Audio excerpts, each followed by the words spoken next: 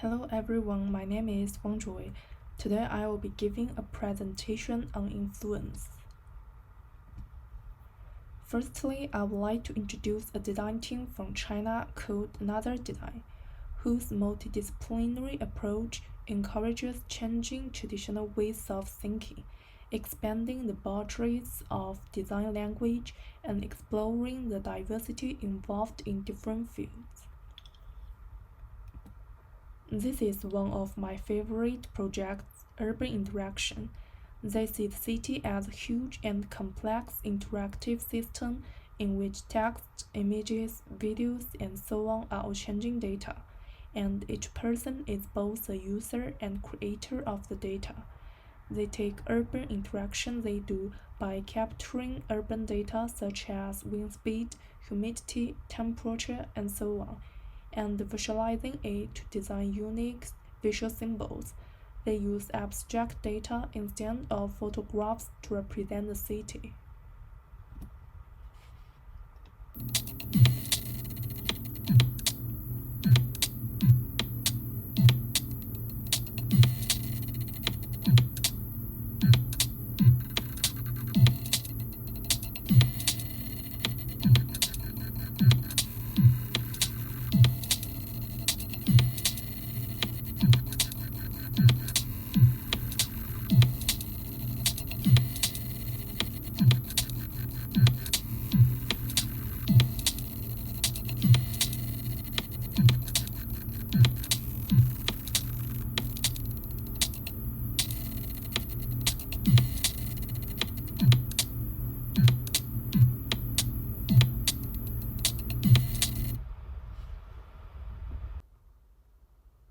Then I'd like to introduce a British designer called Anna Mills.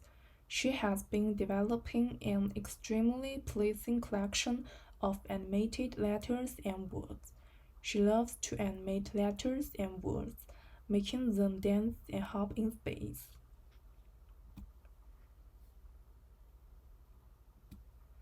Her inspiration originated here.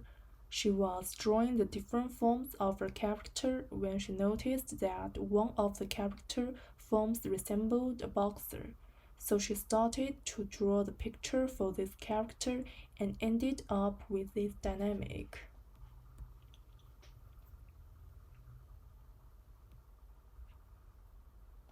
She feels that each letter has its own personality and she wants to see them jump off the page.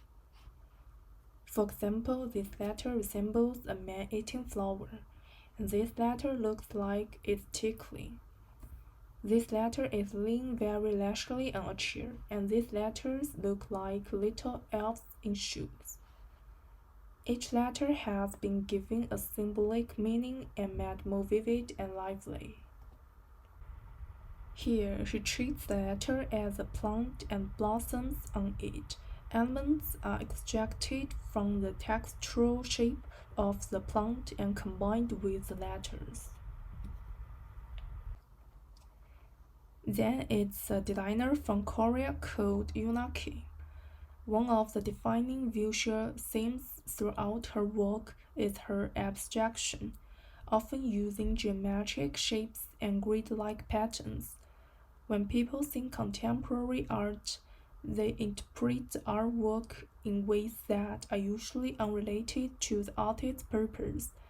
Abstract graphic design is a way for people to have more ideas and come up with their own interpretations.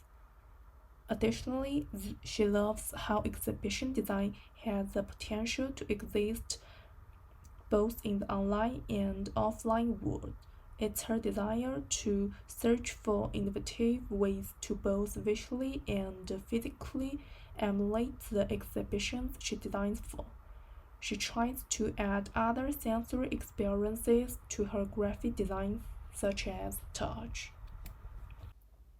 For the exhibition Beyond Heritage, she expertly reimagined its exploration of Goya, celadon, and other handicrafts, focusing on the bluey-green hues of celadon glaze and the sea, merged within the silhouette of Goya pieces. The standout element of the whole project was her creation of scratch cards, a patterned flyer that, when scratched away, revealed new patterns and shapes. This is designed to make the exhibition participants more immersive and feel as if they are digging for treasure themselves from underwater. Then I would like to introduce the Puput in Copenhagen. They like to explore everyday objects and the role they play in our lives, as well as looking at the material, formal, and historical perspectives that give value to objects and change the way they are perceived. In the case of these appliances,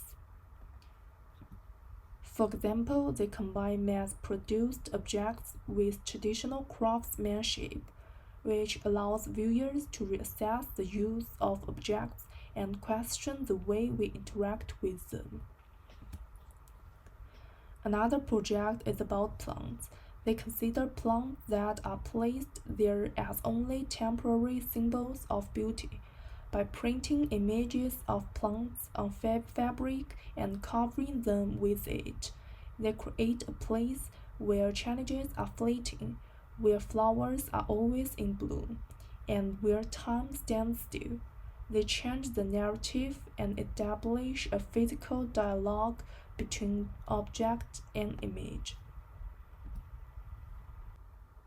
The next designer is Shane Davis from the USA, an illustrator, designer, and creative director.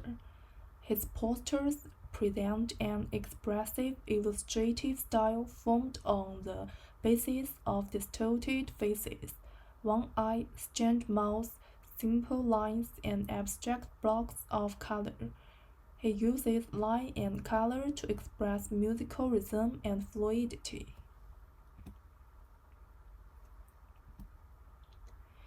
I really like this simple, abstract, but highly expressive form of creation. All of these works break away from the traditional narrative. Most of the works combine abstraction with concrete things and give them new meaning. Based on the influences given to me by the above works, I have made visual responses with the theme of faces. I combine different materials and different approaches to complete the face. For example, this ear is cotton, and this mouth is the string of the mask. The left eye is hand-drawn, while the right eye is made from a collage of photographs from magazines. And here the outline of the face are represented by geometric lines. The eyes are represented by the landscape as seen by the eyes. The mouth is represented by the sound it makes. The nose is directly represented by letters. That's all. Thank you for watching.